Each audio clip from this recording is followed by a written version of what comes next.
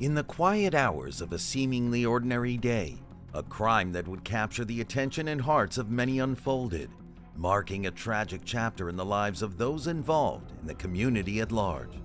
But what leads an individual down a path that culminates in such a harrowing act? To understand this, we must delve into the life of the perpetrator, examining their upbringing, psychological profile, and the events that might have hinted at their future actions. Baby, I love you. Baby, I love you.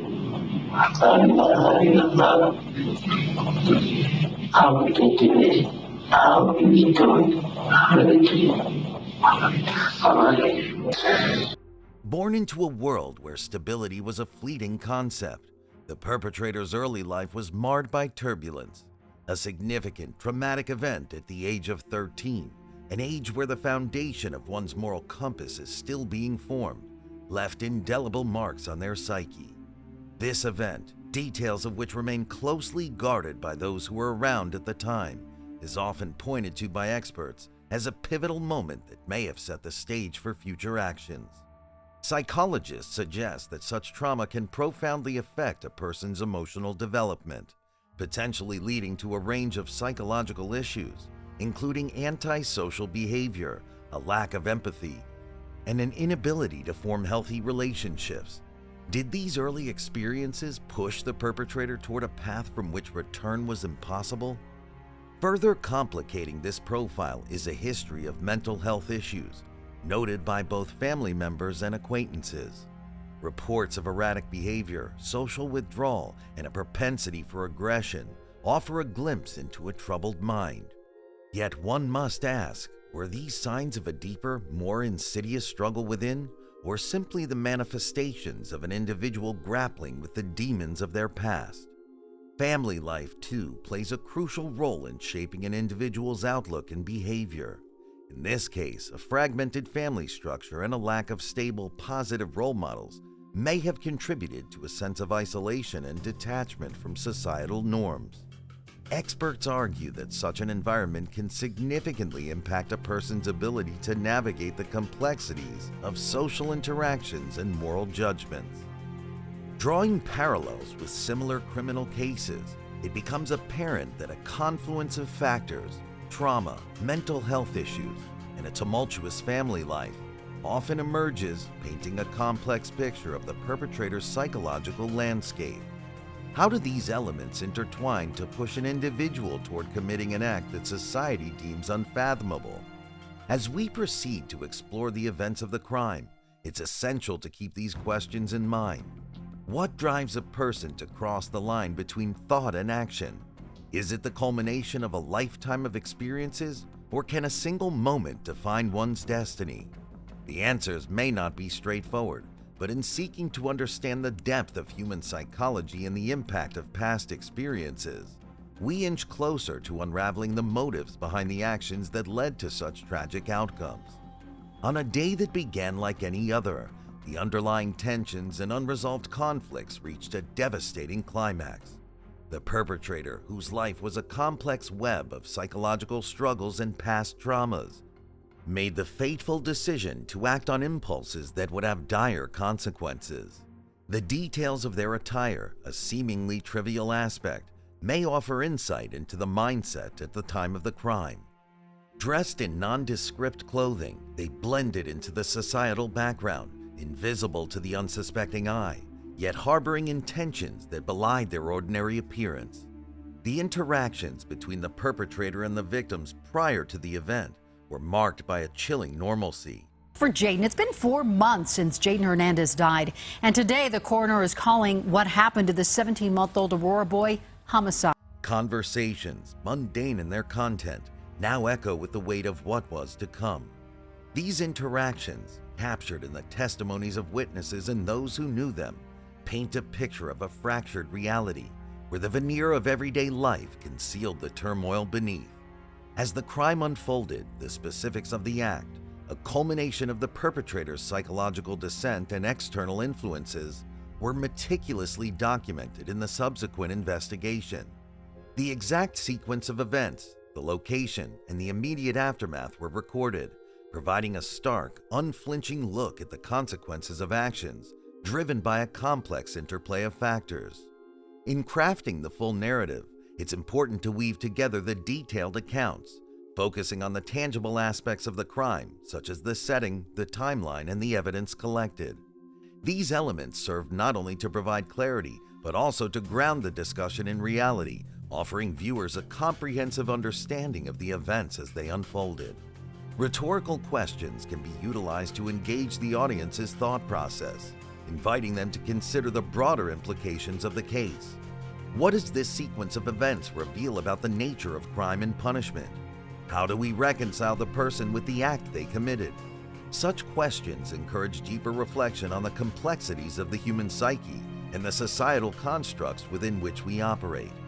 As the narrative moves towards the resolution and conclusion of the case, it's essential to maintain a focus on factual accuracy and the actual accounts that emerge during the investigation and trial. The transition from the event of the crime to its resolution is a critical juncture in the script, requiring a careful balance between detailing the legal outcomes and considering the broader, lasting impact of the crime. In the aftermath of the crime, the community reeled, grappling with questions of justice, rehabilitation, and the possibility of closure. The investigation, a painstaking process of gathering evidence, interviewing witnesses, and piecing together the events, eventually led to the perpetrator's apprehension. This phase of the case sheds light on the intricacies of law enforcement and forensic methodologies, highlighting the challenges faced in building an irrefutable case against the accused. The trial, a focal point of the resolution, offered a platform for the presentation of evidence, expert testimonies, and the defense's counterarguments. Central to this was the psychological evaluation of the perpetrator, an attempt to understand the motive behind the actions and to assess their mental state at the time of the crime. The findings from these evaluations often provoke debate about the intersection of mental health and criminal responsibility, posing the question, to what extent should psychological afflictions mitigate culpability? The conclusion of the trial, marked by the verdict and subsequent sentencing, brings a legal closure to the case, but often leaves emotional and psychological wounds open. The sentencing phase, in particular, is a moment of high tension and profound impact, offering a glimpse into the varied perspectives on justice, punishment, and the potential for rehabilitation. The ripple effects of the crime extend far beyond the courtroom, impacting the lives of the victims' families, the community, and the perpetrator's own future. The emotional toll on the victims' loved ones is immeasurable, encompassing grief, anger, and a relentless quest for understanding. Their testimonies, often heart-wrenching, underscore the human cost of criminal acts, reminding us of the enduring pain that follows such tragedies. For the community, the crime is a stark reminder of the vulnerabilities and the need for vigilance, support systems, and interventions to prevent future occurrences. It prompts a reassessment of societal norms, the effectiveness of the justice system, and the measures in place to support those affected by crime. The perpetrator's fate, determined by the sentencing, opens up discussions on the purpose of punishment. Is it retribution, deterrence, rehabilitation, or a combination of these? The current whereabouts and status of the perpetrator, whether in incarceration or undergoing rehabilitation, continue to be a point of interest and controversy, reflecting the diverse opinions on justice and redemption. In detailing the direct consequences, it's vital to weave in actual accounts, expert opinions, and the voices of those directly affected.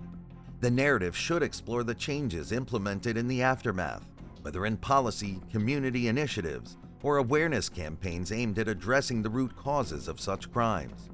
Rhetorical questions can serve to engage the audience further, prompting them to reflect on the broader implications of the case. What lessons can be learned from this tragedy? How can society forge pathways to healing and prevention?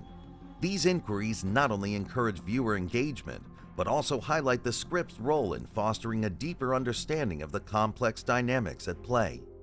The aftermath of a crime as profound as this reverberates through the lives it touches, leaving a lasting impact on families, communities, and even the legal system itself.